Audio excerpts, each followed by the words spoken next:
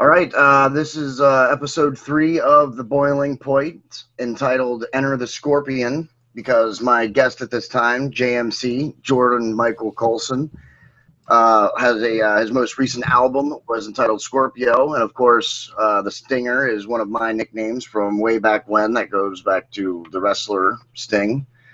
But Jordan is a fitness guru, an actor, music producer, maker, podcasts. He's got his own podcast now entitled Unfortunately Woke.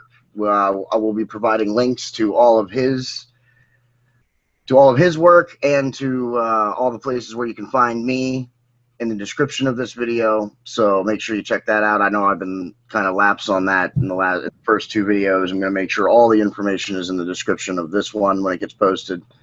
Jordan, thank you for being on The Boiling Point. Oh, my pleasure, John. Thank you. Good to see you. Good to talk to you again. I appreciate that robust intro, man. I gotta add one accolade though. Also, fantasy football champion last year. I'm very proud of that. That's true. Yes, we are in the same fantasy football league as well, and Jordan just recently joined our league, and he's already got a Super Bowl title. I am, of course, a founder and do not have one yet. That's how it always happens. Like the guy who founds the league, like everyone's like, "Oh, well, you're gonna rig it so you win." It's like, no, actually, you get screwed most of the time. Your team's good, man. You got a lot of firepower. Yes. This year I have a good team, and we're down 2 teams. We only have 8 teams this year, and a lot of people also auto drafted. So I definitely have the upper hand. If I can't win this year, then I'm really not sure what I'm doing. You caught a lot of heat for the auto draft. It's like, dude, at least he did something. Like, I remember you and I had a conversation where I at least I couldn't be there, so I was like, can you please just do this and this? You're like, you're the only one that actually gave me any direction. And then, not to disparage anyone in our league, but then they were like mad at you. It's like, dude, he's trying to help you out here. Yes, there was 1 or 2 people that were a little unhappy, but I think it was just a little brief, like, oh man, you forgot this and you forgot that. Like, I don't think it was anything long lasting. I've talked to them and they didn't seem like it was a problem. But yes, I mean, I did what I could. But when you're auto drafting for more than half the league, and what can you do? You're gonna miss something. Yeah, and dude, like, even if those people would have drafted, and the reason I felt comfortable doing that and still going through with it is fantasy football is awesome, and I love it. I take it way too seriously, and I analyze it to death. But especially, a lot of luck comes into play, and the waiver wire is so important, and the ebbs and flows of the season are up and down. So, even if people have the draft fully under their control, it's not like that is going to make or break their season. And it's supposed to be like, friendly competition and fun. Let's not forget that. I forget that sometimes. Yes. Oh yeah, absolutely. Our league's a lot of fun, and it's a lot of fun because we talk a lot of trash to one another, but it's all in good fun. None of it's serious. It's all in good fun. Yeah, and we have a great league. We have good scoring games. I set up the scoring and everything like that, and I think it's very well balanced. So I love our league. So I'm gonna keep on doing it as long as we got people to do it. A couple people last Sunday, I had an event and everyone's checking their scores and watching the game, and they're like, how does the quarterback in your league have so many points? I'm like, well, a lot of leagues, they'll do every 25 yards is 1 point for a quarterback in passing yards, but I actually kind of like the way you did it because that gives too much power to the quarterback. I'm like, and what is the most important position, not only on the football field, but in sports in general? Well, the quarterback. So why would they not have the most power? So I don't know why that doesn't make sense to them. It really does. Yeah, and also, I mean, I've spent, there's been we're going on our 9th season now, I think. Ninth season is what we're going into now. And I adjusted certain things in the scoring, obviously, the first year to set it up. And then the second and third year, there were major tweaks. But then really since then, I just recently, the only thing I've done was add, for some reason, we didn't have tight ends available to be in the flex position. And that was always supposed to be, but someone finally, I guess, tried it and couldn't do it. And so I fixed that. But the scoring, I've tried to make as balanced as possible. And I don't like how quarterbacks would get 10 points for 15 or 20 yards. I like a universal yards. It's the same across every position. Every 10 yards is 1 point. So 1 yard is a tenth of a point. Positions, it doesn't matter. Yeah, I think it's fair, and I enjoy the league, and they're good guys in there. So I appreciate you guys letting me be in it. I wish I could be more hands on and around more. I wish we could get together, especially now, and maybe during the playoffs or something, and knock a few back and hang out. I didn't really get a chance to do that, but all the guys seemed really cool in the league. So I appreciate you letting me be in. Yeah, we've talked about trying to do something at the end of the season to trying to get people together, like maybe on week 16 when our bowl is or something like that. We just have never been able to actually get everybody together to do it. And then, of course, the draft with everything, and everybody went back to work kind of at the same time. It was just crazy. And the cat makes the first appearance. Yeah, Charlie, he's a pain in the ass, but I love him to death. I have two cats That's and a all dog. good. My dog last night on my show ripped my cat tower apart, and so my animals like to be all up in our business. Oh, thanks. Yeah, there's a shot of my cat's ass. Sorry. That's all good. So anyway, But man. yeah, so fantasy's gonna just getting underway. I wanted to ask you a question. Are you just a Tom Brady fan, or are you a New England Patriots fan? Because I have noticed that you do have a very possibly unhealthy man crush on Tom Brady. But are you still a Patriots fan then now, or I follow every team in the league. I follow every player in the league to a degree because of fantasy, and I'm just enamored with the game of professional football. But Tom Brady, I took a big liking to. Once I heard his story coming out of Michigan and coming out of the combine, and how he was so. I don't want to say underestimated, but yeah, maybe underestimated. It's sixth or seventh round I draft mean, pick. yeah, I mean seventh round draft pick.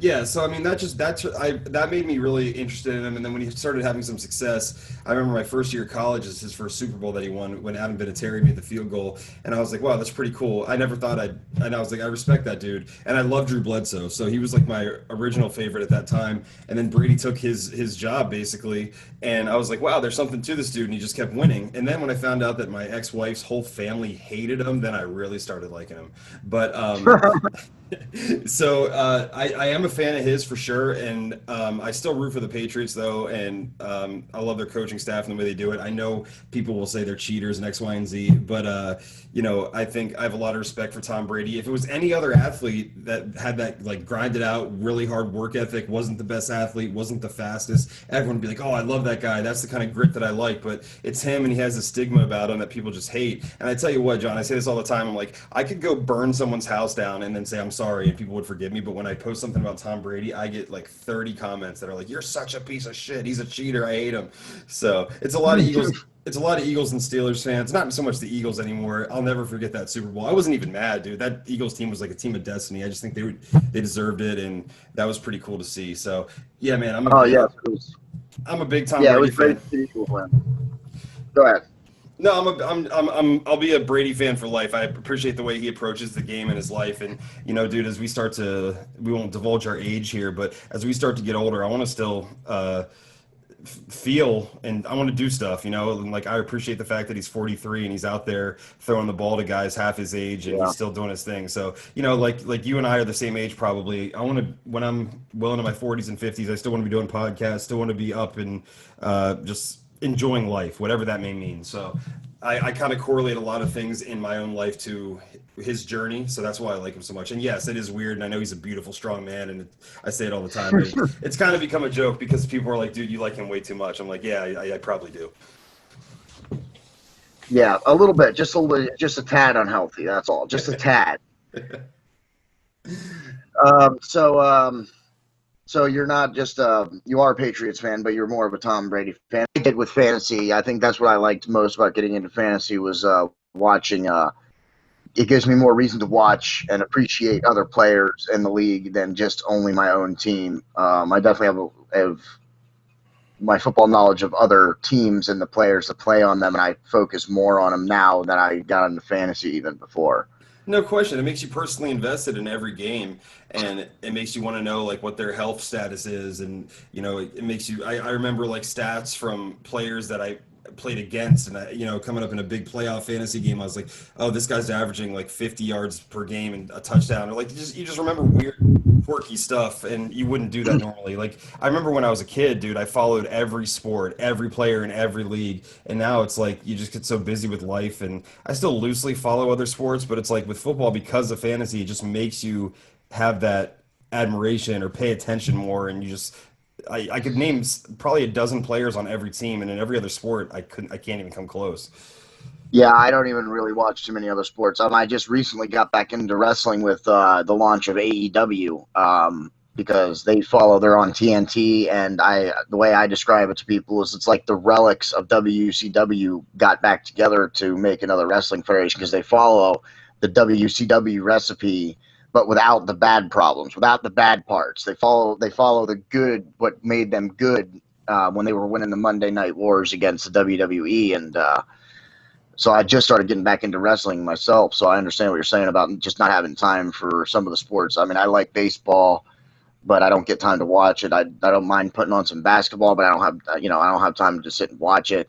The only other thing I make time for, which I always make time for, and I will always make time for, would be the Olympics, which unfortunately we didn't get this year because of the coronavirus.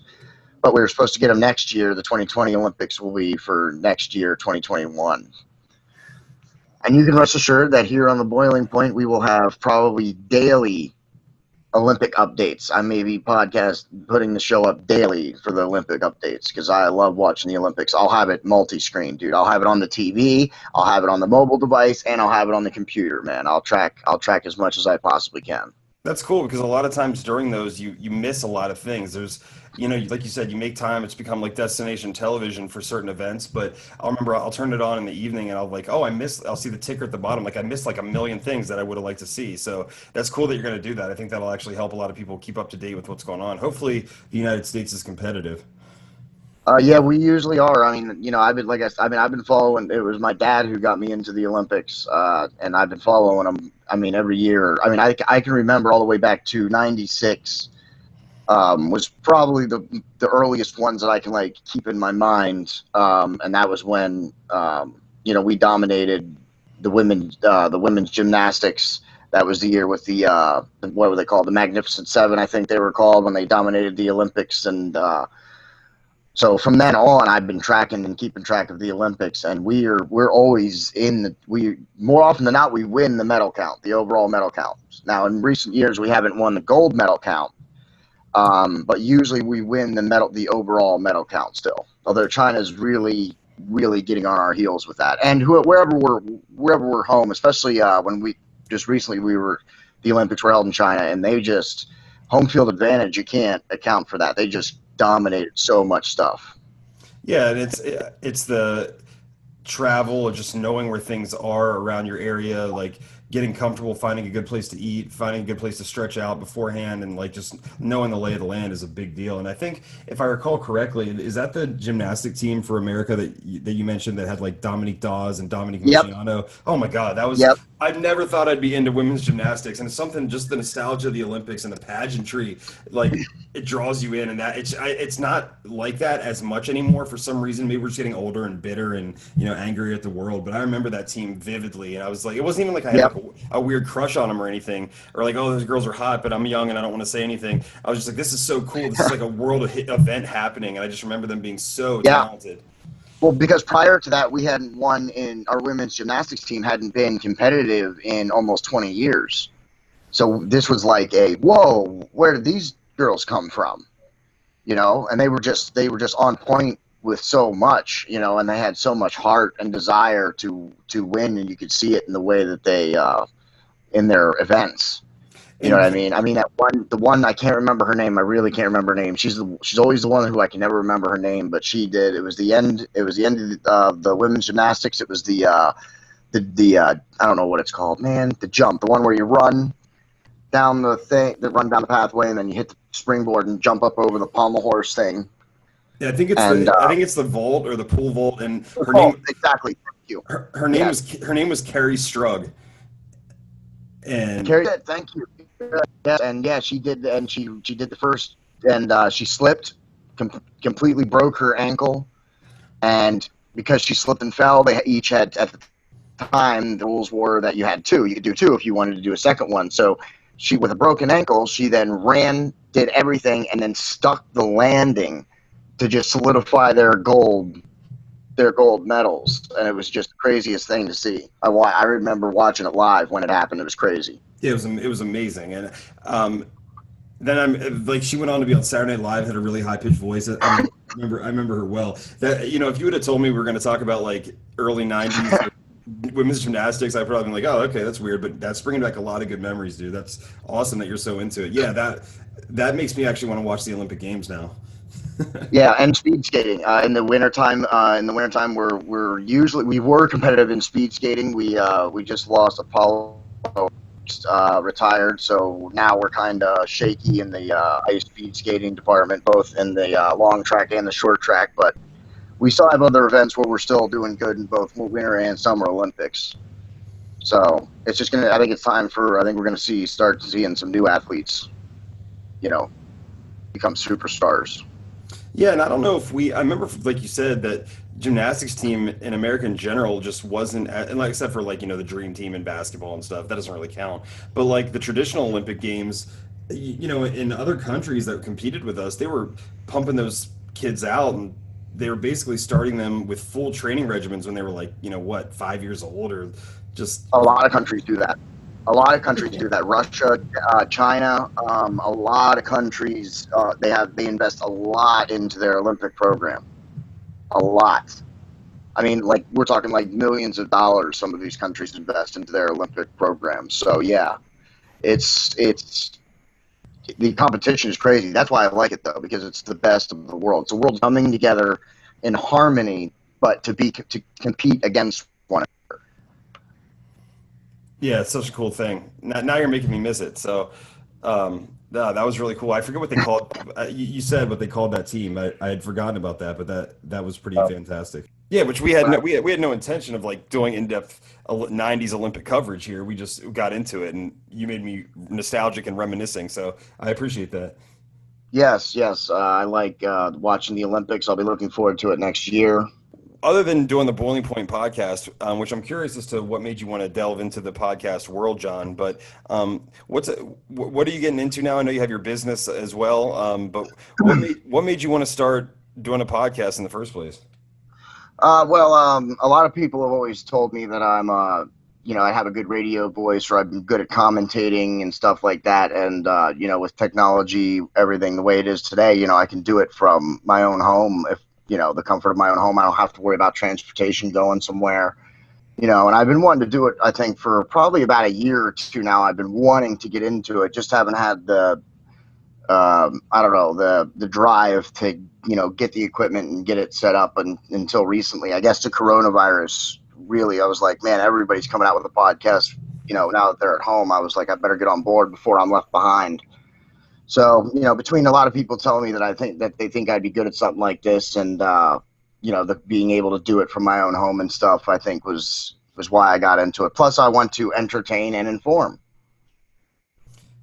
A lofty goal, and I think people don't realize how much work actually goes into it, and it's not easy to come up with a topic or an idea or even a show, every week or twice a week or whatever. But I applaud that, man. It's cool. Like, I listen to, I think I'm on the second show right now. I usually listen to it when I drive, and then I get interrupted by a billion conversations and phone meetings I don't want to have. But I enjoy what you guys do on the show. I like how you keep it relatable, and you're not afraid to voice your opinion. But it's also like there's plenty of stuff out there already if you want to talk like hardcore religion or politics or stuff like that. So I like the fact that you're mixing it up a little bit. There's some Marvel and some Star Wars stuff coming up, which everybody loves. And that's what I try to do on Unfortunately Woke too. I want to try to help people, including myself, because we're all pretty broken in a lot of ways. Just try to help with self-improvement and share the lessons and mistakes we've learned along the way, and then just occasionally just some random stupid crap like, hey, what's your favorite popsicle? And it's amazing, like stuff like that gets more comments a lot of times than like the actual issues we try to tackle. So I appreciate the Boiling Point and what it's doing. Oh, damn it. I'm sorry. I think I lost the audio on some of that. Okay, I can hear you pretty good. Okay. Last thing I heard was Popsicle. So I said, a lot of times something stupid like that will actually evoke the most reaction or emotion out of people, and you end up getting more comments about like, oh my God, I had the red, white, and blue like all American pops, and they're so good that made me feel like a kid. I had the the whatever those long popsicles are that like the juice accumulates at the bottom. People like love to tell me about their memories with popsicles. So sometimes whatever it is to evoke, like you said, to entertain and inform, whatever it takes to evoke an emotion in someone or bring back a good memory, like that's really what it's all about. Yeah. Now I'm going to have episodes. My one of my best friends' dad is a pastor, and I will be having him on the show. So we are going to get into some of the to some of those like religion, and we'll get. I'm sure I'll have some guests on who want to talk about politics seriously and stuff like that. So we are going to get into Yeah. some of the more controversial and hardcore topics then eventually. But yeah, I'm gonna have those shows where it's just light and upbeat, and where we talk about entertainment. Like I said, like you said, this Friday, Curtis One Sky will be joining me once again, and we're gonna talk about Marvel and possibly even some Star Wars. So that's what I like to do. I want to talk about a lot of stuff. You know what I mean? I'd like to have you on the podcast. I'd like to have you on the podcast when at some point in time when we do a Game of Thrones show where we discuss the Game of Thrones.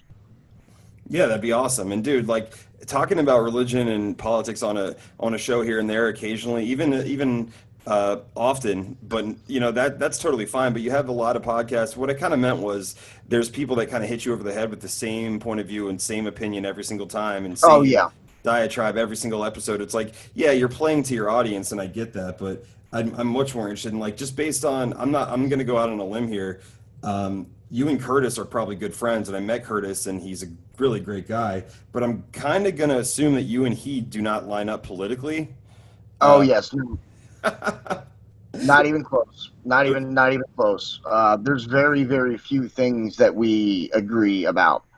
I mean, I think we both want America to be a better place. I don't doubt that he wants that, but he just has a very different way of wanting to go about that, and believes in a very different way of going about some of that than I do. We usually don't talk politics or religion, Curtis and I. That's how one of the ways we're able to maintain our friendship. Is because we don't get too into it about that stuff. Because we both do believe in our own points of view very strongly. So, and we don't want to argue with one another because we know it won't do any good. So we don't really talk politics and religion very much. That's how we're able to stay friends. We both disagree. We both understand that we disagree, and that's we respect each other enough as friends to not beat the other person with the same old talking points or the same old thing every time we speak or every time we hang out. And that's refreshing to see, man, because a lot of people, and even in my own family, man, a lot of people are not speaking to their siblings, to their nieces and nephews, just because of a few Facebook posts. And I'm more inclined to agree with your line of thinking on that. But I know so many people and work with so many people who disagree with me, and I've never once been like, I hate you because of this. I will definitely say, um, here's why I think it, and I know why I believe it, and I'll back it up with my opinion. Again, does not mean that I'm right, but based on my opinion, you're not going to change my mind, like you said. But I like that you respect each other enough to, and if you don't, if it's just like, hey, it's something we don't talk about, that's better than just, venomously going back and forth at each other or cutting each other off entirely. So props to you, man, because Yeah. he's pretty vocal about it, and so are you. Yes, yes, yeah, yeah. We both do it in our own ways on our own social media pages. But when we get together, anytime Curtis and I are together, it won't be any of those topics. But there's no reason we can't get together. We have had hour-long talks about so many different topics, and now that we're doing the podcast, that's what we're going to do. We're just going to record them and put them up for the podcast. So we talk about so many different things. And I want him on a lot of the shows too. Like when we talk about Game of Thrones, I'd like to have him on the show as well. There's a lot of different subjects that he can talk about that he knows very well. Um, even topics that we disagree about. Just where we just stay away from the religion and politics.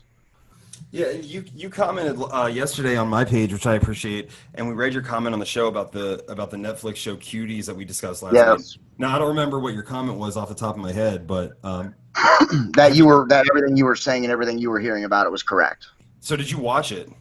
No, I did not watch it. I watched the preview, the trailer, and I saw a couple of scenes, like Okay. extended previews, like extended trailers and stuff, and there were scenes and stuff.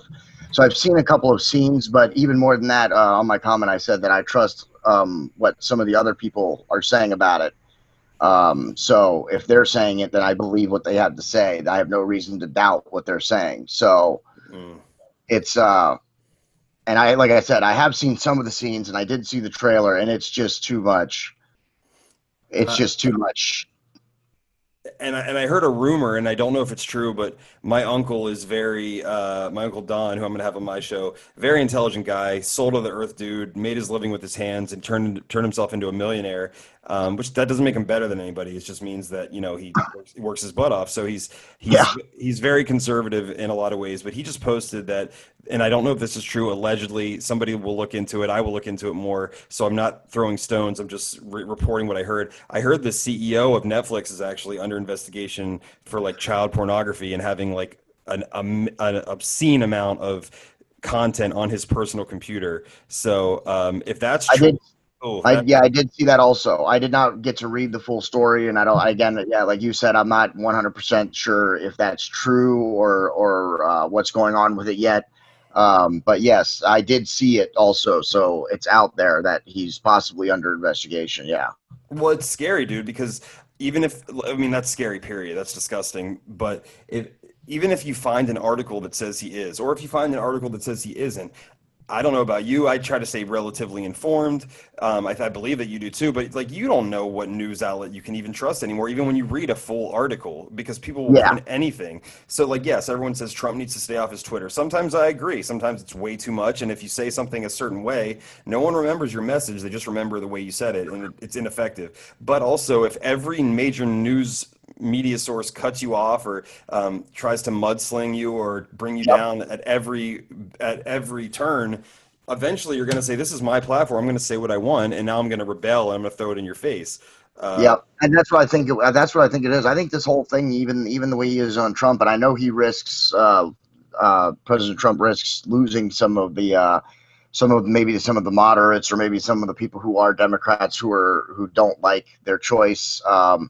But I think he does it intentionally because every time for the first half of his term, every time he posted something on Twitter, the Democrats unraveled themselves and freaking out. He said this, he said that. I think he's doing it intentionally. I think he knows how to poke the bear and to show that the bear is, just completely that wasn't a very good analogy with the bear, but to show that the Democrats are not like they don't really have some of your best intentions, in their motives. Because and I'm not, and I don't really think that they do. I'm not really a Democrat right now. I'm not really a fan of the Democrat. I've classified myself as Republican for a long time. Um, but that's because I line up with more of their views than the Democratic views. And recently, the Democrats have just been showing that they can't be trusted more and more, and that they don't stand for some of the American values that I stand for. So I'm not trying to call out everybody on the Democrat side and say they're all socialists and all Antifa. No, that's not the case.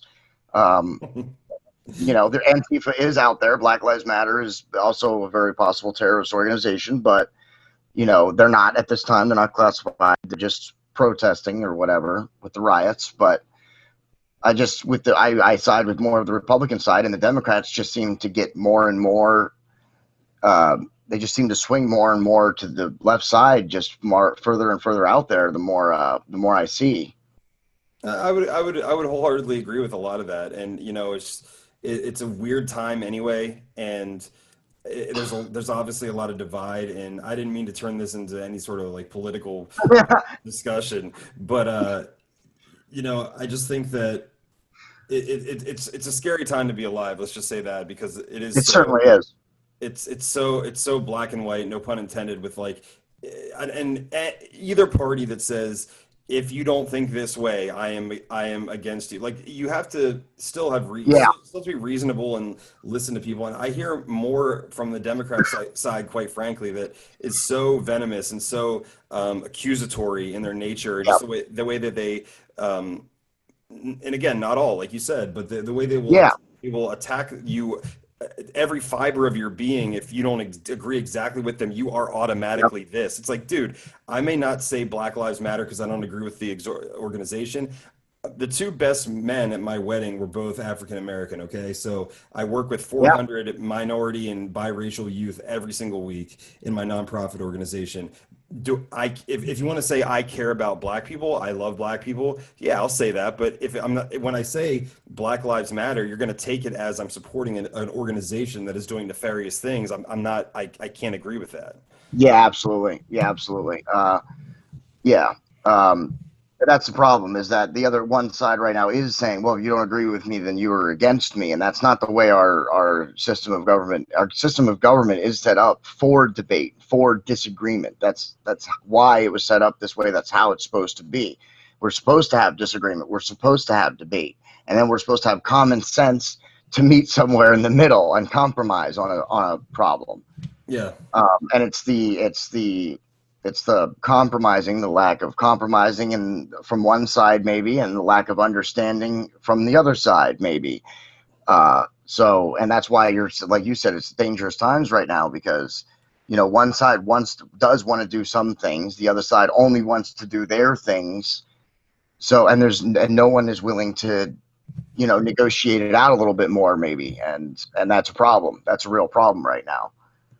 Yeah, and dude, I mean, like, and a lot of the big thing is a lot of the Republicans where I think sometimes we lose sight a little bit is when we say like, like all millennials are lazy or all Democrats are lazy and they want a handout and things like that. Now, I do think a lot of that does take place, and I've seen it rear its ugly head as people are abusing unemployment, and they're going to be right back where they started Absolutely. at the end of this. But I wanted to ask you this for a while, and I hope you don't mind, John. I can erase this if you don't want to talk about it, or if you're waiting to talk about it, or if you haven't talked about it.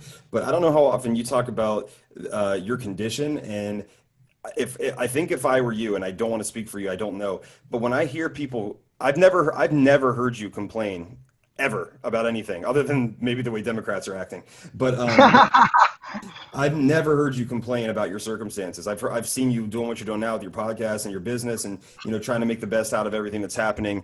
But if I were you, I think that it would just piss me off to the nth degree to see people just complaining all the time on social media about their trivial, mundane, bullcrap problems. And it's not to trivialize anyone who's going through mental health issues or anything like that. It's all relative, but like, you're someone who grew up with major adversity against you through no fault of your own. And I've never heard you complain about it. So when you see people that are whining about woe is me, does that just piss you off, or have you come to deal with it, or is that something you don't even touch upon? I mean, sometimes, it depends on, I mean, everybody complains about something, I mean, even I have complaints and I complain about things. I think everybody complains. And you're right, though. I don't really complain about my situation or being in a wheelchair. The most that I ever complain about that is when I have pain. Hmm. I'll complain about pain, but I don't even really complain about the pain that much. I'll be like, if someone asks me, I'll be like, well, I'm in pain. That's why I'm not my usual chipper self.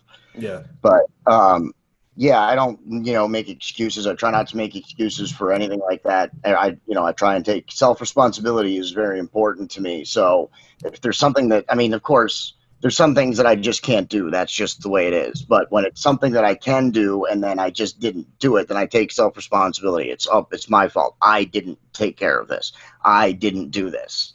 And and I think, well, my faith helps me with that a lot. But I wasn't always like that. It's not like every moment of my life has been, where I haven't complained or haven't had those dark moments. I certainly have had those dark moments, but for the most general part, I don't really dwell on it or try and worry about it. Nothing can change it, so there's no point in thinking about it or wishing things were different. That's just a waste of time and effort. What I try and focus on is how do I continue to move forward. Well, I absolutely I admire and respect that, man, more than you know, because there's, like you said, there's always a reason to complain, or there's always an excuse to find for why something didn't happen. But I look at someone like yourself, and I think they have this mindset, and then I see someone who is upset over seemingly everything and just seemingly seeking attention with every post they have about, feel bad for me and, give me all these pity likes or whatever. And I'm just like, wow, man, that just gives you perspective. So props to you, brother, because, I admire that. there are sometimes where I see people complaining on a social media or something about something that I find completely ridiculous, and or even sometimes my friends will complain about something that is to me, my initial thought is, really, you're complaining about this, really? Yeah. But then I mean, at least with my friends, when it comes to my friends, I'm like, okay, it's okay. They're complaining to me. They're just venting. They're venting to me. I'm their friend. They're not like, you know what I mean? It's not directed at me or trying to put me in anything. It's they're venting. They're having a problem. They just want to vent it out. But yes, on social media, sometimes I do see people complain about things, and I'm just like, dude, it could be a lot worse. It could be a lot worse. Yeah, I don't know if you'll ever get into an episode about that, but I think that would help. I think that would help a lot of people, man. I'm just my 2 cents. I appreciate what you do and your mindset, but again, and I didn't want to make it all about that or anything super serious. So let me just ask you this: what's your favorite Marvel movie of all time? Um, my favorite Marvel movie. I would probably have to say. Now, are we just talking about Marvel, the Marvel side, right? Yeah, just like the Marvel Cinematic Universe. Like, so I Yeah, wouldn't. I would have to say. I mean, honestly, I would probably go with Endgame. I would have to say Endgame was probably one of my was. Yeah, I would have to say Endgame or the first Marvel, the first Avengers. I would have to say those two would probably be my favorite. That's great, Joe. I mean, those are probably the two most iconic. One kicked it off. Well, I mean, Iron Man, the first Iron Man kicked off the MCU, but as far as the Avengers coming together and what created that Yeah, the spectacle of Endgame, I don't know that any movie franchise will ever duplicate or replicate that feat of bringing, like what, 25 characters together, giving them all a story arc, and then paying it yeah. off in this, and then the year-long slow burn of we knew when Thanos snapped, and I was cheering because I love Thanos as much as I love Tom Brady. I have a portrait of him in my office. Um, but yeah, so like the background on my phone is Thanos. Like he was always my favorite character when I was a kid because he's purple, but now I like him because I'm like, even though he's an asshole and he killed half of life in the universe, he's kind of got a point. Um, so I It certainly related. does. Yeah, so I really like. There's a couple times, John, where I'd like to, like, if I'm in traffic on 81 or 83, where I wouldn't mind being able to snap half of people out of existence. But dude, like the way they culminated Endgame is just like is a phenomenon. I don't think we'll ever see it again. I mean, you say you don't think we'll ever see it again. I don't know that we'll see it from any other movie company, but I'm looking to see what Marvel's planning for the next segment now, the next chapter. I'm very curious to see what they're going to do with that because they did it once now. They have to do it again. There's nothing they can do about that. They gave us something. Yeah, So that we're going to have to see and we're going to see the universe continue. That's what I like about Marvel. That's what they've done the most is continuity between all these movies and the continuation that even now that the 23 movie story arc is over, we are going to continue with the next chapter. and that's amazing that they're setting the table for that, and I'm sure they have something planned. I don't know how you top Thanos. I don't know, and I'm sure you and Curtis will get into this, and so I don't want to take too much of the thunder Yeah, away. But I don't know if what can you do? Set up Galactus maybe, or I don't know who you bring in or there where the is. Yeah, there's Galactus. Well, keep in mind also Marvel now has the X-Men back, so yeah. Apocalypse could always make an appearance. Um, like you said, Galactus. There's oh my goodness, I'm totally drawing a blank. Something I want to throw to you in the one Guardians movie. I don't know if you remember at the end of the one Guardians movie, the gold people, the people that Adam, were all golden. I yeah, can't remember their names, but remember at the end she has the casket, and that's going to be Adam Warlock. yep, yep. Oh So yeah. he's, from what I understand, Curtis is more knowledgeable about Marvel than I am, so he will be the professional on when we do it on Friday. But from what I understand, Adam Warlock could easily be, if done right, could be the next big villain. Also, he could be the next. He could be the next guy. Also, Yeah, he does. He does like. I think he has heroic qualities, but he eventually makes a heel turn in the comics. So yeah, I think that is a possibility. And in the original Infinity Gauntlet comic that I still have, he ends up actually like it is a lot more cheesy in the comics, like in the late '80s, early '90s. But I believe he ends up getting the gauntlet somehow and reversing what Thanos did. But so they're obviously not following the comic strictly, which they can at this point.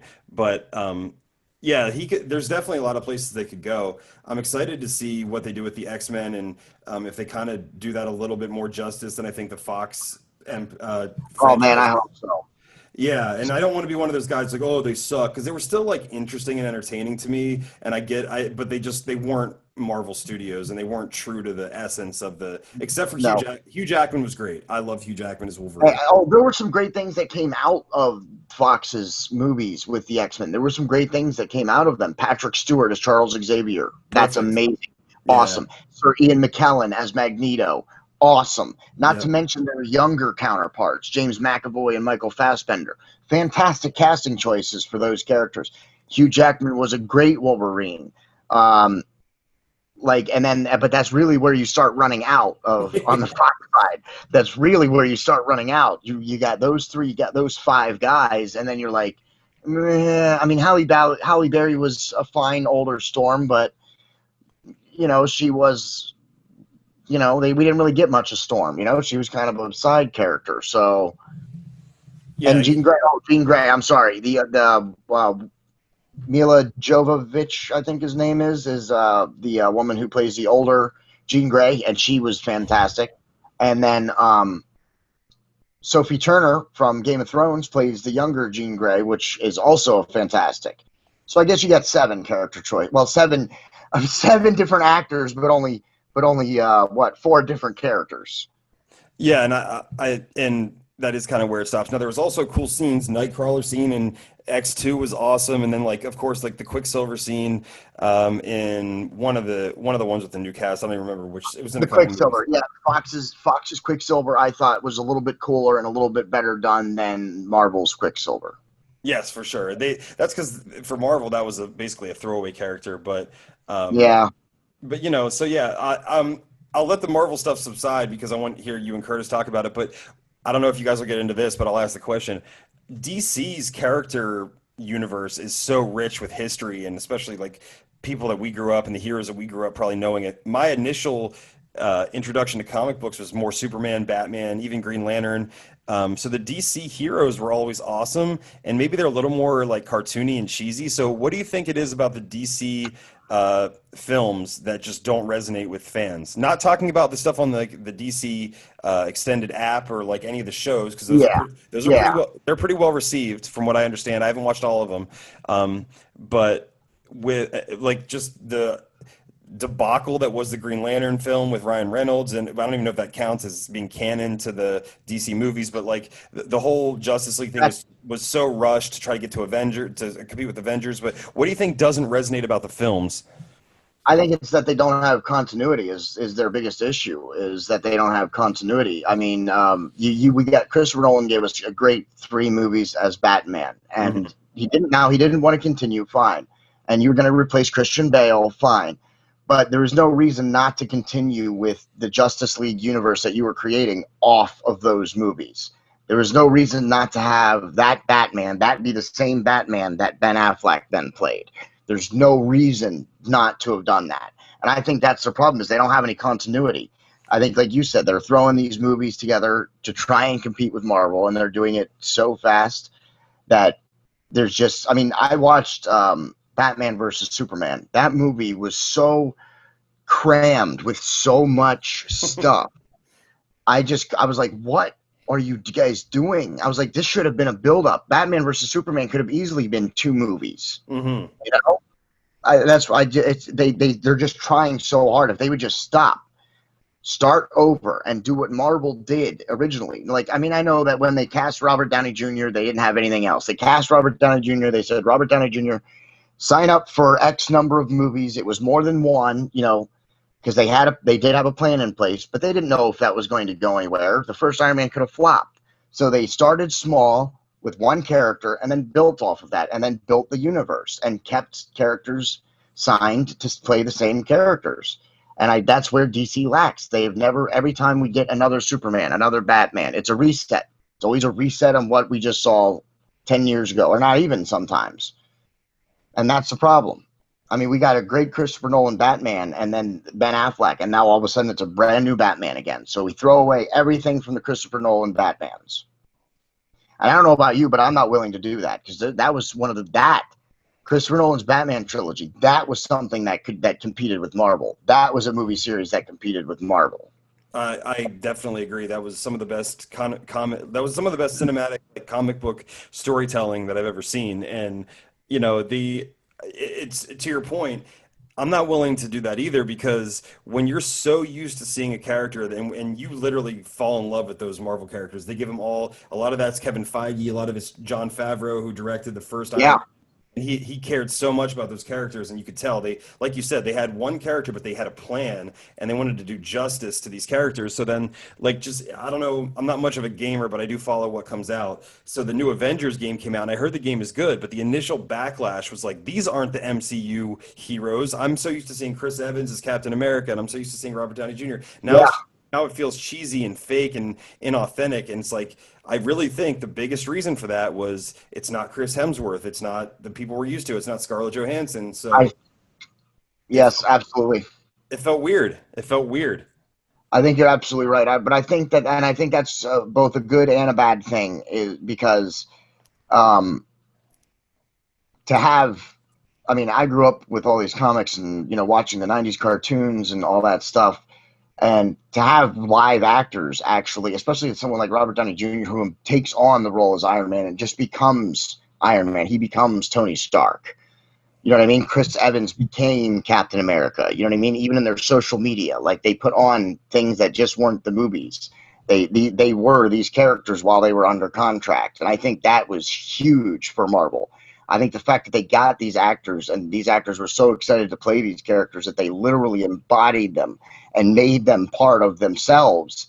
That that's why they're so popular. And like you said, people expect Chris Evans now is Captain America. And I think that's where the bad thing is. I think now you got to separate that because the Marvel Cinematic Universe is one thing, but video games and comics, and they're going to make other Marvel stuff that's not Chris Evans and Robert Downey Jr. And, it's a vast universe. The Marvel Cinematic Universe is its own separate thing. It exists entirely by itself. So to think that we're going to see Chris Evans and Robert Downey Jr., in video games and as the comic book characters and stuff, yeah, no, I don't think people should expect that, but I think people do. I think you're right. Yeah, and I think you hit it on the head. Like it's good and bad. Like yes, they did such a good job branding themselves as those characters. It's now anytime you don't see them because look, they're not going to shell out 20 million every time they have a project to give Robert. No, But and I've been on lots of movie sets, and I've been on a Marvel movie set, and I've worked yes, directly with some of these people, and I've met them all, and I'm like, this is a massive undertaking, and a lot of times the filming of it is not that fun, the process of it. But look, if you don't feel lucky to be there, you're an idiot. But yeah. so I never And minded. for my listeners, Jordan Michael Colson here was in which one were you in? Captain America: The Winter Soldier. Yeah, so I was in I was in the Winter Soldier. I was Chris Evans' body double and stand-in for when we shot in the States. They moved a lot of it to Canada for tax reasons, to Vancouver, I believe, and they did not pay for me to come to Vancouver, but there was several days of shooting in Washington D.C. It's the opening of the movie pretty much. You see the Falcon, Anthony Mackie's running around, and Cap starts lapping him in his laps, and then Anthony's tired, laying by a tree, and then Scarlett Johansson comes and picks him up in this really amazing car. So I got to sit in the car. Scarlett was only there for a couple hours, so she didn't have a stand-in. So I actually got to work with her, and Wow. the back of my shoulder and the back of my head is in the movie, and it was awesome. And to get paid to do that is fantastic. And I've been in movies and on movie sets a lot of times, but there's something special. So the characters. And my point was not to put myself over, but I appreciate you mentioning that because it was Yeah. really cool, and you could tell like there was the camaraderie and they enjoyed and appreciated, especially Anthony Mackie. He was like the most down to earth, coolest guy. And although he's not as big of a name as the other two, he was happy to be there and talking to everyone and respectful and polite and awesome to everyone. Chris Evans, not so much, which disappointed me because I'm a big fan of his. And Hmm. I was his, literally would go through his lines, would do his blocking so the camera could set up. And I was the same height and build as him at the time. And I would go through his scene and basically do it so the camera crew could set up while he was getting makeup on or changing a wardrobe or talking to the director. And he didn't have but two words to say to me. And he let me do all his stuff like I do. But then when Scarlett showed up, all of a sudden he wanted to do all that pre-production stuff, which I find very suspect because Mm. I was willing to sit with her for as long as it took. Absolutely. Absolutely. That's what I'm saying. I mean, they paid you to sit next to Scarlett Johansson. I will pay somebody to sit next to Scarlett Johansson. Yeah, no, yeah, exactly. And then this like insane futuristic car. If you go back and watch the movie, it's the car she picks him up in front of like Yeah, it's like like that Lamborghini or whatever it yeah, was. like ridiculous car that I actually got to drive, which was awesome.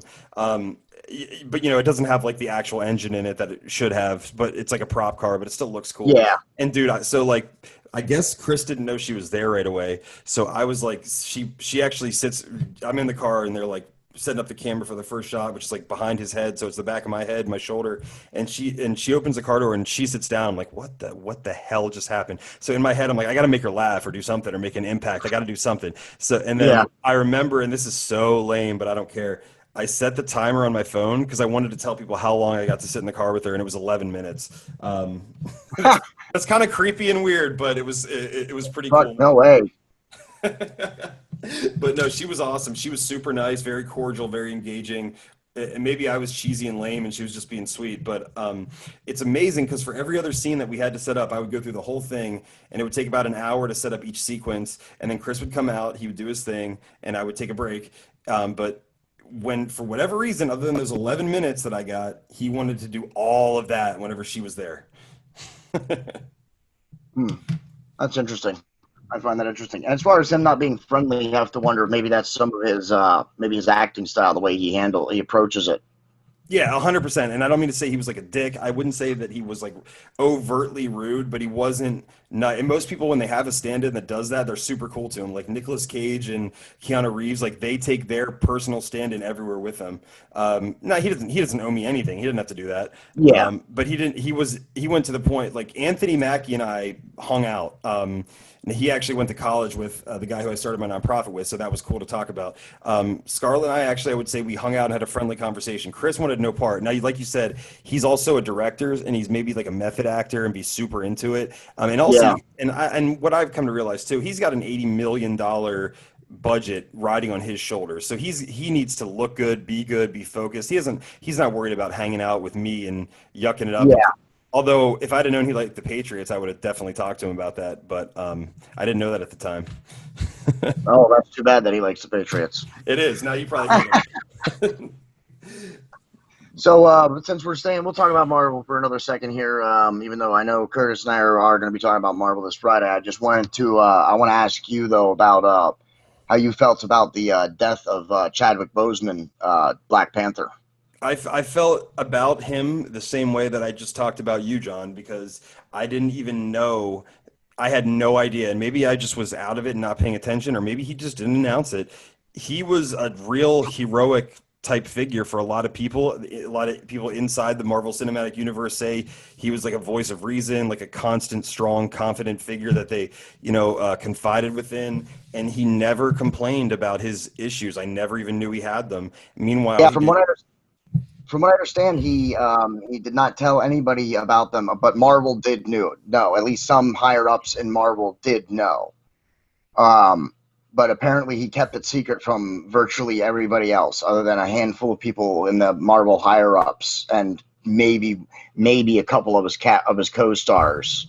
But apparently, yeah, they apparently no one knew that he was sick, or at least was as sick as he was, I guess. That is amazing to me because how many times do you see like somebody has like a meaningless little surgery or they stub their toe or they like scrape their ankle and they immediately post it on Facebook and I don't care what you say. You want attention for that. And I don't even know if that's necessarily bad, but it turns me off a little bit. But to be going through that pain and that struggle and that strife in a real life-threatening situation and to have a Yeah. positive disposition and be a leader for other people, man, I admire that. And that's not to say that you shouldn't uh, be vocal or vent or let it out or say, sometimes maybe you just need attention and know that you're cared about and you're loved, and that's fine. But you can tell when it's gratuitous, and you can tell when it's like I'm genuinely hurting and I could use some like human empathy or compassion here. But Yeah, that dude, man, so many iconic roles yeah, for black people that I'd forgotten that he was in 42 and that he was yeah. that he was in all these other amazing things where he played these iconic African American characters, and of course Black Panther. He was great. Um, And he was also in Draft Day with Kevin Costner. yes. Oh my gosh. Yeah. See, there you go. I forgot about that until you mentioned it again. There's a couple other ones too that just he played obviously Jackie Robinson. I said, and then I think he played. Did he Yeah, play James Brown as well in yeah, something? yeah, yes, I think so. Yes. Amazing. So just super talented guy, very sad. Never had the pleasure of meeting him, but a lot of people that I did meet in working on the Marvel film and just people that I follow, man, they spoke the world of that guy. And if your legacy in life is that your peers give you the utmost respect and aspire to live the life that you did, man, you left behind a great legacy. It's so sad for his family though. Yes, it was. I couldn't believe it. I was like, wow, I didn't even know that like you, I didn't even know.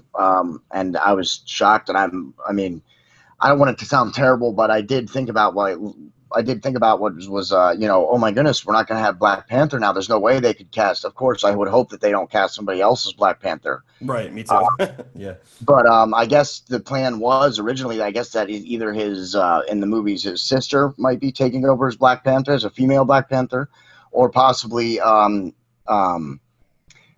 the top of his guard, Michonne, the woman who's Michonne in Walking Dead. Oh, okay. Well, I mean, I think there would be like anything else. Anytime there's a character shift or anything like that, I think there'll be backlash and support. But I think if Shuri takes over the mantle of Black Panther, that did happen in the comics way later Yes, on. yep, exactly. That's why when I think that's one of his sister. Yeah, his sister taking over the role as Black Panther, I think, is the front runner right now because also it is technically canon that at one point in time his sister did take over as Black Panther. And she's good too. She's a good actress. So Yeah, she is. Yeah, that would be cool to see, and it would at least provide some continuity while paying homage to Chadwick. Because I mean, I think, and I believe they started filming part of the newest one. I believe like the next one is coming out in 2022 or was scheduled. It was part of Phase 5 or Phase 4. I think I think it was supposed to come out in the like it was supposed to be coming out in like Halloween or something or fall this year, but My with, gosh. with coronavirus, everything obviously was pushed back. Everything's pushed back at least a year. So maybe they pivot and then maybe they actually show his death, and then Shuri, grief stricken, has to take over the mantle and fight Yeah, for Wakanda. I mean, obviously that's not what's important here, but that is a way to pay homage to the character and to the person, and then also yeah, to take it in a direction people can relate to and understand. And man, that's a lot of pressure on her to carry on that mantle. But I think she's capable of it. And I think honestly, like a black woman getting that opportunity would be really cool. That's one time where like a lot of times I'm not like just okay, let's have a black woman just for diversity's sake. yeah, Um, like I believe they should get every opportunity that everybody else gets, but that's an opportunity that I think it makes sense yeah. for her to have, and she deserves it and will do awesome. So, Absolutely. I mean, I'm not opposed to any of that. But one of my problems is that when they change a character specifically for that, that's when I'm like, no. I'm not really happy about it. Even with Sam Jackson playing Nick Fury, in one of the alternate Marvel universes, Nick Fury is black, so that wasn't totally getting off canon. It was part of canon. I don't have a problem with that when something's canon, it's fine because a lot of characters do have like double versions of themselves with all the Marvel, multiverses around and everything. Right. And Um, apparently the new I just watched a trailer before we got on here for the new I think it's on PS5 when it comes out, the new Miles Morales Spider-Man game, and it looks incredible. I do not have a PlayStation. I don't either. Most of the superhero video games are usually have controls that don't really work well with me. So I don't. Yeah. There's not a whole lot of superhero games that I've been able to play really. Like the top down dungeon crawlers. What was it, X-Men Legends and X-Men Hmm. Legends 2, and then Marvel Ultimate Alliance 1 and 2. Those games I got to play, but most of the games want me to use too many triggers and bumpers simultaneously. Oh, dude, it's become like I get like intimidated almost. The last game I've actually played was God of War, which I think is an amazing game. But it's like it's overwhelming now. Like there's just it's so complicated. Like you said, the controls are complicated. The stories like they're Yeah. enthralling. But dude, if you like want to have t like if you operate a business like yourself, or if you have extracurricular activities or things you got to do, man, you got to invest. It's like fantasy football. It can like consume your life. Yeah. Yes, it can. Yes. And yeah, no, my video games are very sparingly played, and I have a couple of video games that I rotate and stuff, but no, most of my time is not spent in video games much anymore. A little bit. I do take some downtime for myself, as everybody should, but Yeah. for the most part, it's about trying to get something done. As long as I've accomplished what I wanted to, then I can, play some video games. Well, speaking of downtime, is there any like Netflix show or any series? We talked about cuties earlier, but is there any series or show that you're super into that helped you get through the quarantine? Like for me, it was Ozark. But is there anything that you're really into, whether it's on Netflix or any other platform? I didn't. Right now, I'm actually not watching anything new right at this moment, except I did start. I'm not quite all the way through The Witcher yet, but I started watching The Witcher on Netflix. I heard that's amazing. I need to get into that. It's good. It's good. It's not. I would not say it's bad. I don't know a lot about The Witcher either, so it's it was interesting to see some of it, because I've never played the Witcher games or anything like that, but the story did get me, so I am going to at least finish the season, and I do think it's going to have me hooked for season two. But yeah, then other than that, the only other new series that I'm watching right now is Westworld. Also a great one. I don't have HBO anymore. I cut my cord entirely, and I got YouTube TV and a bunch of other junk. But I did watch, I believe, the first two seasons of that, and it's pretty innovative and pretty sweet. Yes, Westworld is very interesting. And every time I think I'm about to be done with it, because I didn't like some of what they've done. I don't like some of what they've done. What drew me to the show in the first place was that this was a video, like it was a video game, you know what I mean? But a live action video game, and it was a Western, which Hmm. I'm a big fan of Western, both video games and the genre of movies.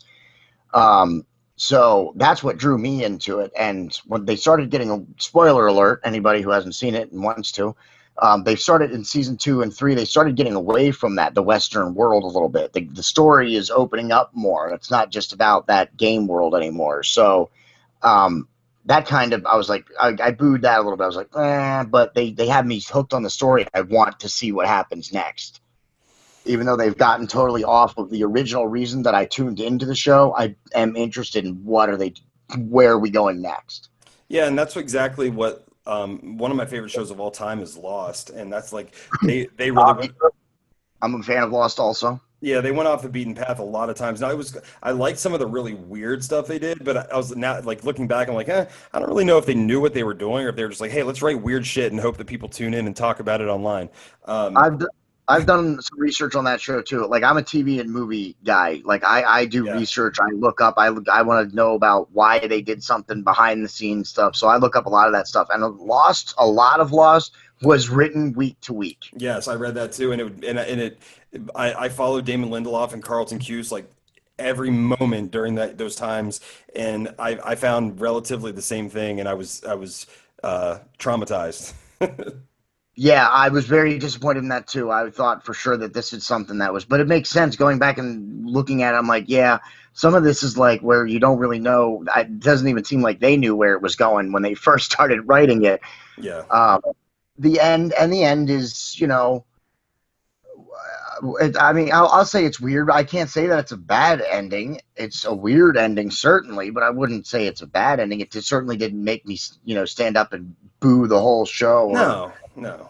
From you if someone like yourself and I like to consider myself like an intelligent viewer, right? We want to dive into the mythology and like really go down the rabbit hole and check it out and yeah. explore theories. So from that standpoint, it left a lot to be desired, but from a character standpoint, and again, we're probably not watching the show or talking about it if we don't really relate to these characters, and the actors that played them were amazing, like Jack, Oh man, Sawyer, yeah, Ben Linus, like unbelievable, John Locke. So from a yeah, character standpoint, like you feel for all those characters, and you want to know what they're doing. And from a character standpoint, I thought they wrapped it up kind of in a nice way and let Jack be the hero and Hurley be the new leader. And if you're not Yeah. if you're not a lost dork like us, you're probably turning off the show. But Yeah. Yeah, I mean, and that was the first show where I really didn't have a favorite character. There's not many shows where I don't pick somebody or don't relate to somebody like in a personal way, and then they become my favorite. That was one show where every character I kind of had something that, like, many things that I admired about them, but almost every character also had something that I was like, nope, I can't get behind that. yeah, no, And for sure. And it would flip on an yeah, episode by episode basis or season by season basis. They'd make you love Jack, then be like, dude, Jack's being a dick. Like, what's going on? yeah, yeah. And then Sawyer's the hero, and then the very next episode, he's the dick, and you're like, whoa. And I wish, and more shows are getting into that style of like really cinematic, like deep character development. And that's one thing that, like, regardless of the weird mythology, Lost did that so well. And before I forget, you said you were a Western guy, and I am too. I was in a Western, one of the first Netflix movies that came out when they still had DVDs. I was in, but that's not the point. My favorite video game of all time is Red Dead Redemption.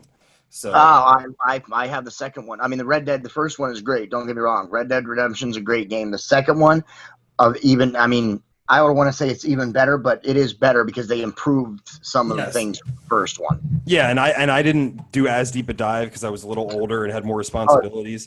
But I mean, yeah, it's fantastic though. No, no, really. I played through the second one, and it's great. The story's great because it's a prequel. Red Dead 2 is a prequel to the first one. yeah, that's so. I would like actually watch someone playing that game and be like enthralled.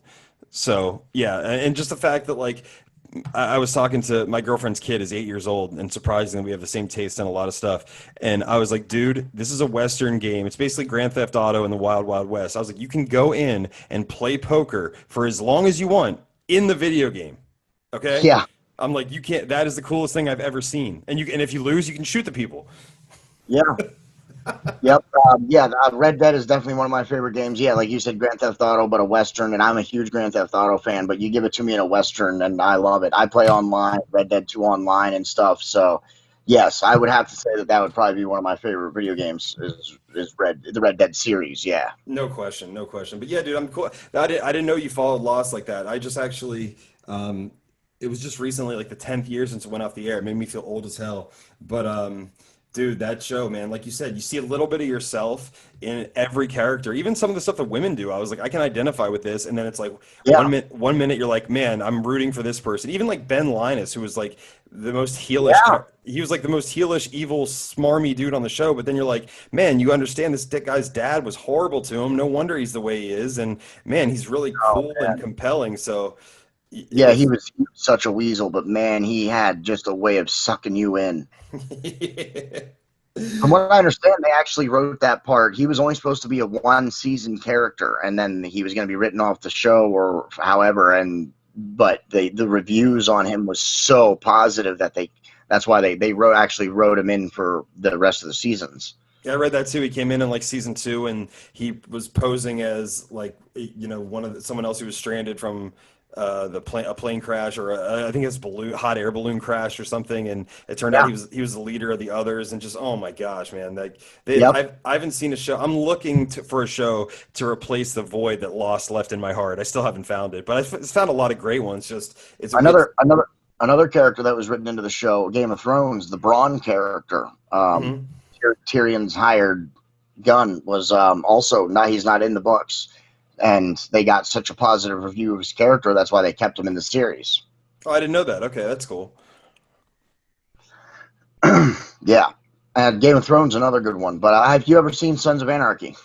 Yeah, I owned season one and I loved it. And for some reason, I just never, I got behind. And then same thing that happened with Breaking Bad. I got behind and I was like, I want to watch this in its entirety when I can binge it and really like hone in. So yeah, I love Sons of Anarchy. I have a good friend who named their son Jax after the character on the show.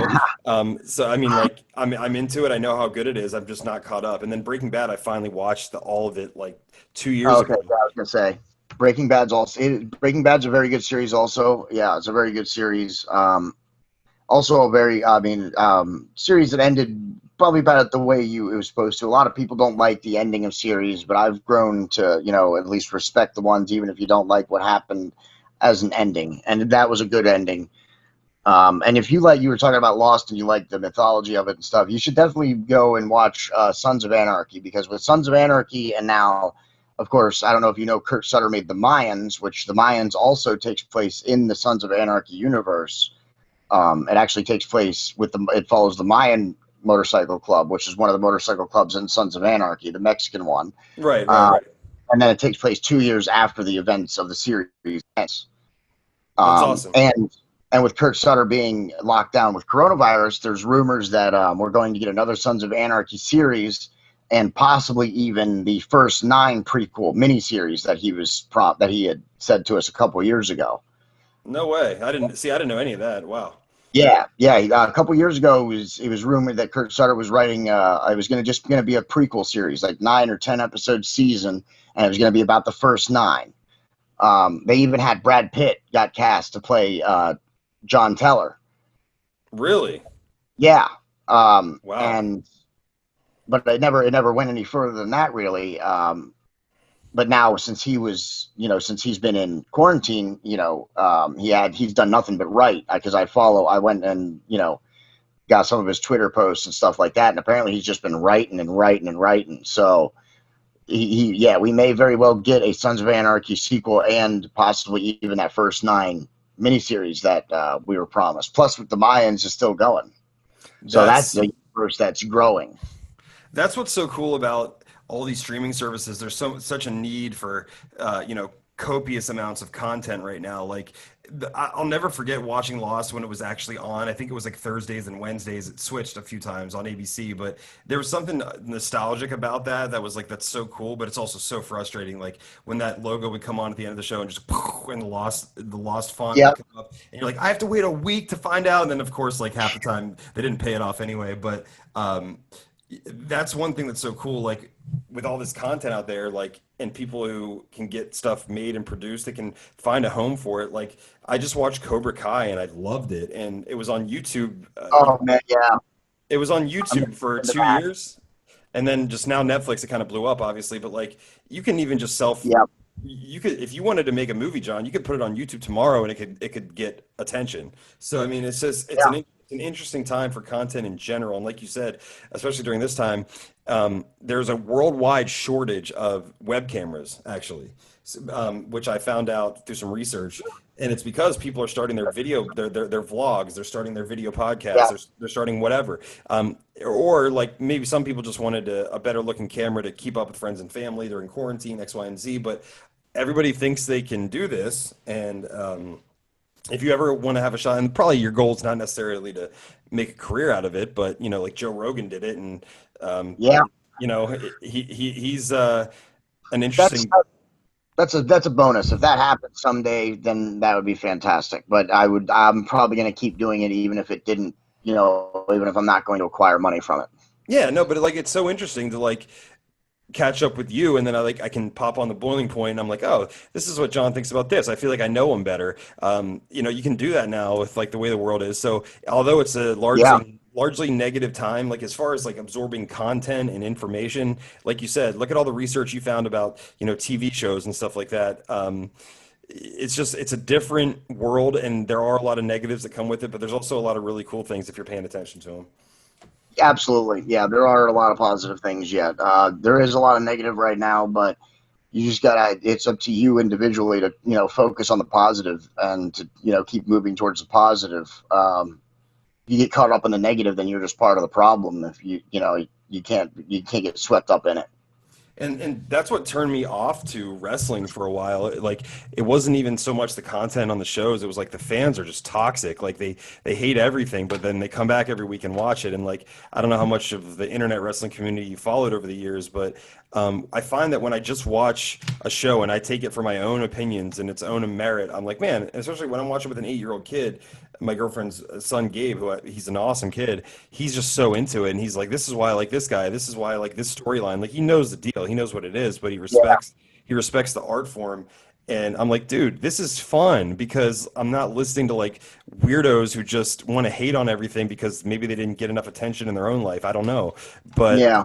and let's be fair, the writers and like the producers of WWE especially, there has been some shitty times over the past couple decades. I'm not gonna Yeah. give them not gonna give Well, them that, a full break.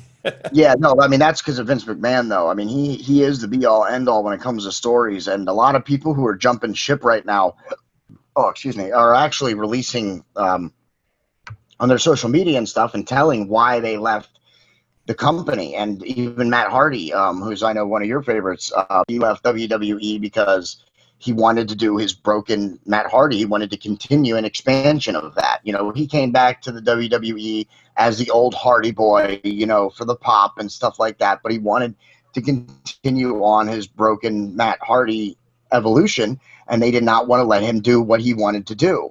So that's why he left and went to AEW, because they said, absolutely, you can do it here. Well, dude, when he was in, I know a lot of guys who were in TNA at that time, and EC3 is one of my best friends, and he was there, and Matt Hardy I've met personally a bunch of times, and I know him pretty well, and that was like the That's all. hottest. That was like the hottest thing that was happening, and then it was so creative and different, and yeah, it was weird. And at first, I didn't know how I felt about it, and I don't even know if you were watching wrestling at that time, but I'm sure you've went back and checked out the Broken stuff, and it's like, dude, this is awesome. And Vince just, I know he just didn't get it.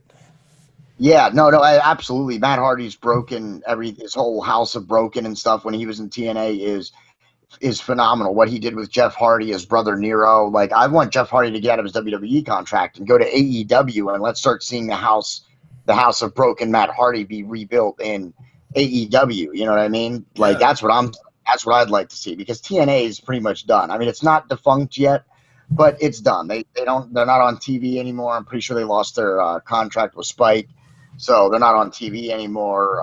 Everybody's pretty much gone from there. TNA is on its way being closed. Yeah, it's weird because they're on Twitch primarily, and they're on a channel called Access TV, which no one gets, and so they get more viewers on the Twitch app for free. So oddly enough, Rob Van Dam is there, but he's so like a shell of himself, and Wow. it's kind of depressing because he was one of my favorites of all time.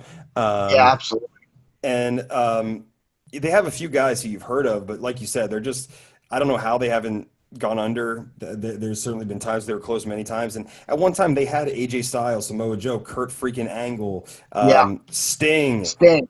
like Yep. Hulk Hogan, and you can't. I mean, yeah, I know a lot of egos there for a lot of those older guys and a lot of money, but guys who are over and major stars now in WWE were there, and I'm like, you can't figure out anything to do with it with this plethora of talent, and it must have just been a Yep. mess behind the scenes. So I Yep. was during that time, like they had. And they were getting like what Broken Matt Hardy stuff was getting like 2 million viewers when they were still on Spike, and they just couldn't capitalize on it. And Vince had, I don't know, like I will always respect and have an admiration for Vince McMahon for giving me childhood memories and creating so many characters that I love and being a genius, but a maniacal, very odd, eccentric genius at the Yeah. same time. But now, like, there's got to be as smart of a businessman as he is. And let's remember, they just got, I think, close to $1 billion from Fox for SmackDown. They still have TV rights Yep. with USA. They have 2.5 million subscribers on the network. They're making a ton of money. He's Okay, relaunching XFL.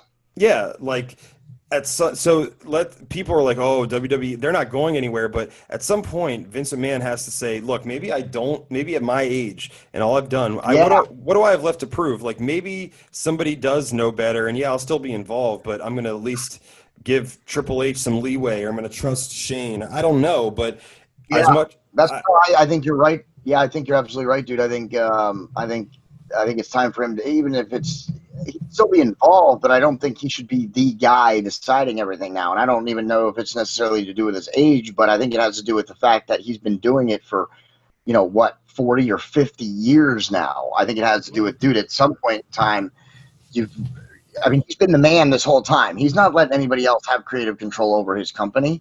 So you got to figure, after 50 years, maybe it's just time to take off. You know what I mean? Just enjoy life, or let someone else come up with the ideas, and then you do, you know, something on the side in the company. But I think it's just him being at the forefront for so long. I think it's just finally taken its toll. I think he's just plumb fresh out of what is good and what is not. I think he needs to let someone else step into that role. I think you're right, and I don't know how much you've been watching it lately. There's still, if in a let's just say a 2 hour show. I know Draw's 3 hours, my God, but there's still several segments in each show that I find enjoyable, and it's maybe like I love Randy Orton, I always will. Anything he does Yeah, is interesting to me. He's kind of like a throwback, old school, like very almost like Attitude Era-esque type of guy, punting old men in the head. yeah, I mean, they still got some talent, and they still got some wrestlers who can put on some good matches. And the women in the Are WWE, amazing. the Yeah. women's division is like where the men's division was 20 years ago, where they're laying it on the line. They want to put on a good show. They are willing to do things to put on the good show. Whereas the men in the WWE really aren't so much anymore. Triple H is old. Maybe he doesn't want to do some of the things he used to do. Hmm. But the women are just letting it all hang out. And that's where I think the WWE has the advantage, because in AEW, they do have a women's division. They do have a women's title, and they are growing the women's division. But it's still, and they do have some stars. There are some great stars and women stars in the AEW as well. But they don't have enough yet that are putting on the quality of matches that the WWE has. That's one thing where the WWE still is over top of the AEW. In addition to having, the multi-generational and the names that can pull in the families and stuff. But the women's wrestling is definitely probably superior in the WWE yet. I 1000% agree. Like the matches the women put on, everyone in the women's division is solid, and you can tell. Like to your point, they want to steal the show with every match. Like you Yep. got that. You got when Triple H or Shawn Michaels. Shawn Michaels is my favorite of all time, but when or Bret Hart, they would not settle for anything less than stealing the show or having the best match. Now there's guys, everybody in WWE and everyone in AEW and everyone in the business now, everyone's so athletic and everyone's good at athleticism and wrestling, but it's like the pageantry, the presentation, the performance, it's not like it was even like just The Rock. He could do The Rock or Stone Cold Steve Austin or even the Ultimate Warrior, who wasn't the most athletic dude. He would do a clothesline, and because you cared so much and you were invested into that character, the Yep. crowd would just erupt. Now you do like a backwards Hurricane Rana, and the guy's kicking out at two, and even though it looks like he broke his neck, it's not a finish. Yeah. And the crowd's like desensitized, like So that's another thing too. Like finishers don't work anymore. Yeah. Like Jake the Snake used to win with the DDT, and now you're telling me like a choke slam through a table won't finish somebody. But okay, Yeah. See, and I think you're right. And AEW even, and they haven't been as bad about that, but they have had those matches, those title matches, or that match, that showdown match where you'll have to hit your third or fourth finisher until you'll finally get the pinfall, right. and maybe even then you'll have to hit it twice. And I think that's too much. I think that's too much. I think finishers should be finishers. I don't have a problem with people kicking out of finishers, but it should be rare, and it should be for something big. It should Right. it should be for something big. You know what I mean? You can't do it every week. Every week you can't have someone kicking out of someone else's finisher. Then it's Right. maybe not a finisher. Right, right. Like Roman Reigns is kicked out of everything so many times, it's like lost all meaning. And that's not. I'm not. I'm not a fan of Roman Reigns. I don't get it. I don't get. I like now that he's with Paul Heyman, maybe because Paul Heyman's a great talker. But And they're finally making. That's the other thing with WWE that you could see that Vince is starting to slip. Listen, when The Rock was Rocky Maivia and trying to be that babyface heel, and the people hated him, hated his guts. He was only Rocky Maivia for like 4 to 6 months or something, right? that's And right. then Yeah, he went away with injury, quotation marks. Um, and then he came back and was a heel. I don't understand why they didn't do that with Roman Reigns. They have been trying to push Roman Reigns for so long, and the people just continue to boo louder and louder and louder. Why would you just not turn him into a heel? They're already booing him. I Just agree. turn him into a heel. And the argument that some people will say is, well, women and kids buy his shirt and they like him. But yeah, okay, but the wrestling fan that's going to be there every single week is telling you that they don't like this guy, and we know they're not even just saying we don't like his character. They're saying we don't like the fact that you are forcing him down our throats. So use Yeah, that. To your point, use that, take advantage of it, make him the most hated guy on purpose, and then put him against a dude who people want to see kick his ass. Yeah, yeah. I mean, just because you wanted Roman Reigns to be the heir apparent doesn't mean that that's what the people wanted. And he could still be the heir apparent in heel form. Why does he? I mean, The Rock. They booed The Rock until Right. he became a heel, and then he was such a good heel. They started cheering for him. They wanted to hear his lines. They wanted to hear him insult people.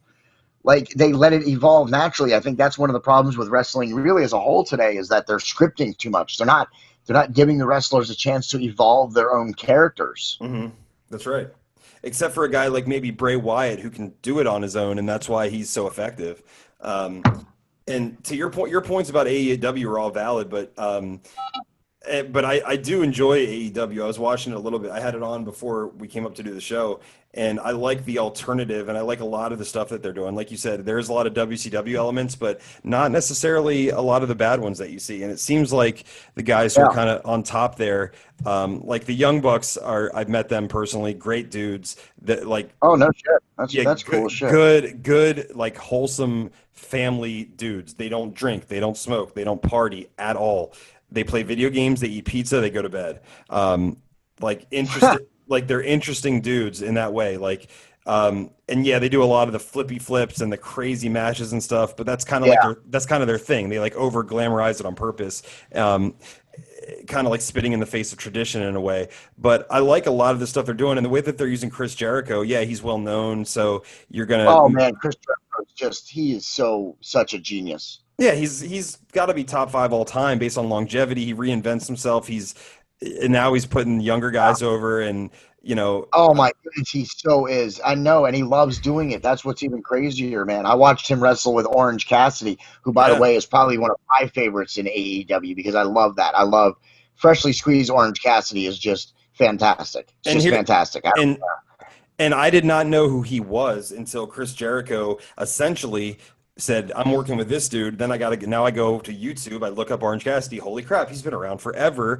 Not forever, but Yeah, he's been on the indies. Okay, his thing is really different and it's really unique, something I haven't seen before. And now I care about this dude because Chris Jericho basically anointed him that this is my next, working partner. So that's how you use an older legend. Yeah, Chris Jericho's got yeah. to get some wins and he's got to hold the title to establish it. And like Kenny, Speaking go ahead. Speaking of older legends, though, real quick, the AEW also has Tully Blanchard and Arn Anderson.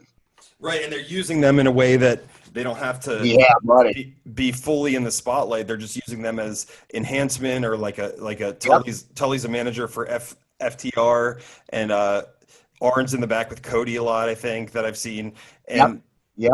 that's awesome. That's how you do it. Like, and you don't have to Absolutely. show them for 15 minutes every week, but you get a nostalgia pop when you see them, and that's really cool. So I like a Yeah. lot of the stuff that they're doing, and I think WWE is they're going to have to make some adjustments. If I think, but maybe not. Maybe the machine will just keep on trucking. I'll always be a fan, but there's nothing compares to that time when we were in high school, and it's just wrestling set the world on fire. Oh yeah, definitely, definitely. Yeah, with the NWO and Degeneration X, yeah, that was definitely where that was some special stuff that we saw there. Well, but it's the same reason that we were so into Lost because you cared about everyone. Like you said, Rocky Maivia, people are like, I hate this dude. So they're like, let's make him the most hated guy and make him Yep. like an arrogant prick and Put let him him with be, the nation. yeah, like let him be himself, but like obviously exaggerated to be entertaining. And then Stone Cold Steve Austin set the world on fire. The NWO, like you said, the characters were all compelling, and you related to them, or you wanted to be like them, or you wanted Yep. to hate them. And now it's just like you said, all the characters are pretty much the same in WWE. They kind of talk the same. They're very scripted. There's not a lot of passion or emotion behind it, so Yep. it's hard to care about what they're doing. Yep. And a lot of the wrestlers they don't want to get injured now, so they're not willing to take those chances that where, because they're not in fear of losing the spotlight because people are being hand chosen now. Yeah, absolutely. Do you watch on a weekly basis, or do you just kind of like keep up with what's going on loosely? I try and keep up like I'll go like a week or two sometimes, but I try and keep up week to week, and I try not to let more than like 2 or 3 weeks go by if I need to catch up or something like that on AEW at least. I've been trying to stay up to date on that. Yeah, AEW is a good show, and I like the fact that they just have one show. Like the WWE Network is cool. There's a lot of cool stuff on there, but if you're trying to put 5 hours a week on TV on USA for Raw and another 2 hours for on SmackDown, that's a lot of content. And I know they're different rosters, but there's just Well, the AEW is talking about like having a second show, but only possibly a 1 hour show or at most a 2 hour show. okay. I could deal with it. I mean, I think that they've made enough mistakes with WCW and seeing what WWE is doing that they would probably do it right or at least approach it the right way. Like And I Lucha. don't think that, yeah, I don't think AEW is going to split their roster either. Like, I think they would use the second show to showcase more of their talent. Like, I think they, like, if you think about even when WCW or even when WWE, when they first got SmackDown, like they had a lot of the same wrestlers, but it wasn't always like the same storylines. Like they used SmackDown to like showcase some of their other talents. Like in a way, they had it like the brand separated, but not in an official capacity. You know what I mean? Where Raw was where Stone Cold and The Rock had their feud going, and then on SmackDown, maybe you'd see The Rock or Stone Cold for a few moments, but then the SmackDown show was more focused on this, on Hmm. something else, like the Big Show or something like that. And I think that's how AEW would use it. I think they'd use it to just be able to showcase more people on television. Yeah, and I think that would be a perfect way to approach it, like you said, or you end the night with I forget what the equivalent of their Intercontinental title is. It's like the TNT title or The something. Dynamite, or the Dynamite title, Well, so the you Dynamite could Championship. yeah, so you could end the night with No, it's the title. is it okay? Yeah, I think it's the. I'm not sure if I can't remember now if it's the Dynamite Championship or the TNT Championship. I don't But remember. yeah, that's their undercard, their secondary title. So yeah, so maybe you show Jericho at the top of the show or something. He says, this Wednesday on Dynamite, blah blah blah. But then you end the night with Cody. I thought Cody had the TNT title for a while. I'm not sure if he still does. You end the show with that title, and it gives it a little more prestige, a little more limelight, and you don't have to defend the main title every week either. So Yeah. Cody actually finally lost his title, but he did defend it every week from when he got it. I can't remember exactly how many matches it was before he lost it, but he did just recently lose it. okay, And it's a interesting. beautiful title. Now that they actually have it finished, it's actually finished now. I'll have to go back and watch. I missed a couple episodes of AEW. Yeah, like for so long it was just the base, like the metal and the red strap, like it wasn't really designed, it wasn't finished because the guy who was making the title had with coronavirus got shut down or whatever, so he wasn't able to finish the belt. But it's Oh. been finished now. It's been finished now, and it's beautiful. It's a beautiful title. Oh, that's awesome. I'll check that out before I go to bed. I'm gonna have to head out in about 10 minutes here. So was there anything else that you wanted to get to that you feel like we didn't cover yet? No, I think this has been a pretty good episode, and if you got to get ready to bounce, then we can let's just get ready to bounce. Let's tell people where they can get your podcast. I'm still going to have it on the description, everybody. I'll still put where all my stuff and all Jordan's stuff on the descriptions. But Jordan, if you want to tell them where they can find your podcast. Yeah, by all means, and I appreciate the time. So basically, I use a thing called Podbean, which is my distributor, and there's a Podbean app. It's free. It's just a podcast app, so all your favorites are on there. Actually, there's audiobooks too. So like, if you want to hear Joe Rogan, he's on there. For example, like Chris Jericho's podcast is on there, Stone Cold Steve Austin. But the Unfortunately Woke podcast is on the Podbean app as well. So you go to podbean.com or just on the Play Store or on your Apple Store, type in Podbean. The app is free. It'll come up. It's great. But also, of course, all the big ones, Apple Podcasts, Spotify, Google Podcasts, Pandora even, and Amazon Podcasts as well. I just got on all those last week. it was a process to get on there. It's a bit of a pain in the ass, but I think it helps to your advantage. It gets like 80% of my audience, John, comes from those bigger apps. Yeah. I'd like it to be from Podbean because they're the ones who I'm actually doing it through, and they're supporting me. They're setting up like ad revenue and stuff. Should I ever, I have it off right now. I don't even want it. But I I think you have to be on the other ones eventually when you want to sort of stake your claim. And Yeah. if I can help facilitate the boiling point being on there, it's not hard. There is an approval process, but I mean, there's some junk out there that gets approved. So, Yeah. I think it's more so like, does your stuff sound audible enough that people can hear it? They're not just going to put anything on there, but yeah, man. So it's available pretty much everywhere. And if you don't have any of those apps, it's just unfortunatelywoke.podbean.com. You can listen on your browser too. And it's pretty cool, man. I kind of do the same thing that you do. It's a mishmash of stuff. There is usually like one solid topic for that show, but we go on tangents all over the place about pretty much everything. And that's what I like about your show too. There's not much structure, and I mean that in a good way. It's not like you have to Yeah. stay on point. Like I didn't think we'd talk about gymnastics all the way through to Westworld and Lost tonight, but that's awesome. And that's how And go ahead. I think that's how people's minds work anyway. So I think that's kind of what they like to listen Yeah. to. Yep, absolutely. And of course, I will also be sharing Jordan's podcast on my pages as well, on my Facebook page, The Boiling Point. And then, of course, you can find my podcast on YouTube, search The Boiling Point. And also Facebook.com/JDEDESIGNz is my other business posters. You should check that out as well. And if you go to bonfire.com/JDEDESIGNz with a Z apparel, then you can get yourself the first ever JDEDESIGNz t-shirt made. There's a sale running right now. It'll be running for the next few days. Get it before the campaign is over, because I'm doing it through Bonfire. So once the campaign is over, then you will not be able to get that shirt until I run another campaign with that shirt. And I will not be doing that frequently, as to try and create more demand for the t-shirts. So Jordan, get yourself one ASAP too. I will get one, and I saw that, and actually, I was inspired to share your link with my business partner, my nonprofit organization. I was like, check out what John's doing, and Bonfire is a cool way to fundraise and promote yourself. But also, and I'll share this on the show if you don't mind. We can cut it out, but Absolutely. my business partner Jason, he went to Juilliard, really, really accomplished guy, and he was like, we have to involve John in we do events 12 months a year. We produce 4 of our own big events each year, which draw between 750, 1,200 people. And we perform and get invited to perform all throughout Central PA and beyond, all the way from to across the country, really, but mostly PA. And he was like, we have to have John set up a booth and do what he does. He's like, his story would inspire people. And he's just a good dude.